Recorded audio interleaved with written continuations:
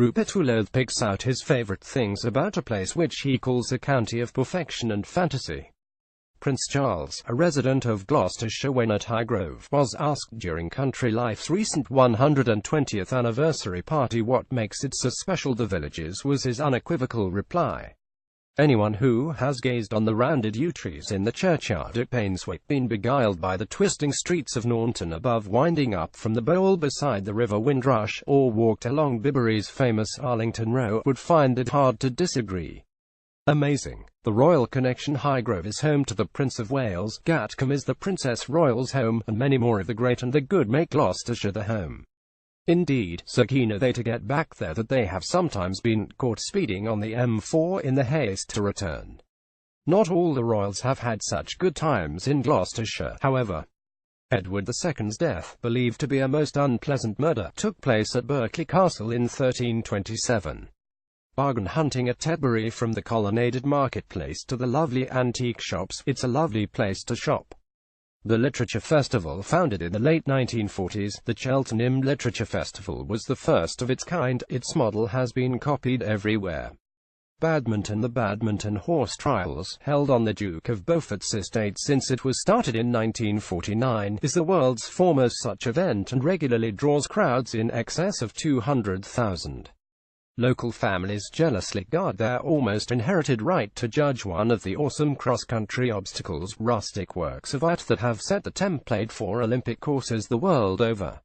It's always been the one to win. This hotel near Cirencester was once the home of genius garden designer Rosemary Veary, who designed gardens for Sir Elton John and the Prince of Wales before she died in 2001. Barnsley House, near Cirencester, is now one of the country's most delightful hotels. Very's influence is everywhere at the stone-built 17th-century country house. There is even a Rosemary Veary suite, with its own entrance in the corner of the garden, a delightful wrought iron four-poster bed of twisting tendrils and delicate flowers, and even its own private conservatory. www.barnsleyhouse.com 01285740000. The Cheltenham Festival. I was at the Cheltenham Festival race meeting in 1986, the year Dawn Run won the Gold Cup, and I can still remember the tingle down my spine as I watched the sea of hats thrown into the air like a startled flock of pigeons taking flight. It's a favourite meeting with the Irish, and much Guinness was drunk that day. Country House's Indian-inspired season coat below must be one of the loveliest settings in the country, while Iford was the winner of Country Life's favourite house competition. New houses are springing up in the same style. The newest big house to adorn the landscape is Farmcote, a homage to 18th-century classicism, with every modern convenience. Even the painted estate gates are immaculately designed, topped with substantial finials.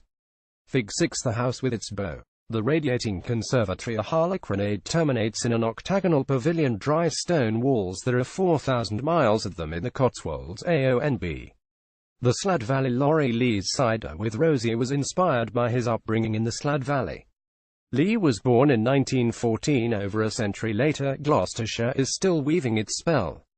Cheese rolling. The annual cheese rolling contest that takes place at Cooper's Hill, Brockworth, near Gloucester, has its origins in the mists of time. Some claim it's to do with grazing rites, and others that it was a pagan ritual. Health and safety officials threatened its existence, but a foam version used in 2013 never caught on. This year, a £9 double Gloucester was the quarry once more. Gloucester Cathedral, site of the coronation of Henry III, and with cloisters that boast Britain's oldest fan-vaulted ceiling. Compiled by Rupert Uloth. Matthew Rice pays homage to Oundle, a beautifully preserved market town that is one of the jewels of Northamptonshire. Escape the city and relax in the idyllic beauty of the Cotswolds. When partaking of a piping hot cup of tea and a crumblingly delicious slice of cake, we're better to indulge than